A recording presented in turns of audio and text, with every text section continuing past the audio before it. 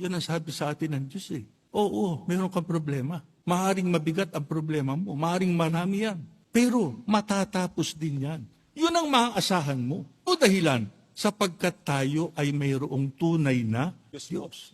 Kaya huwag nating kalilimutan ng Panginoong Diyos sa ating buhay. Klara natin yung maraming iglesia ni Kristo. Nagpupunta pa sa loob ng gusaling sambahan para gawin yung kanilang pagpapanata. Sapagkat napakabigat siguro ng problema nilang daladala sa kanilang buhay, sa kanilang sambahayan, sa kanilang hanap buhay.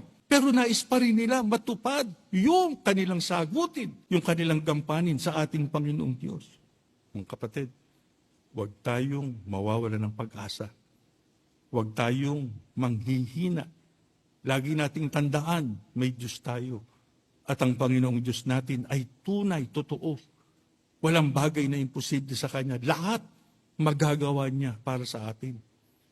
Mga kapatid, pagka ang Diyos ay nabigyan natin ng kasiyahan, pagka ang Panginoong Diyos sinunod natin ang lahat ng Kanyang kagustuhan, hindi natin tinalikuran ang ating sagutin, minahal natin ang ating pagkaiglesia ni Kristo, kahit na ano pang ating nasagupa, yung lahat ng sinabi ng Biblia sa atin na gagawin ng ating Panginoong Diyos. Gagawin po niya yan sa ating buhay.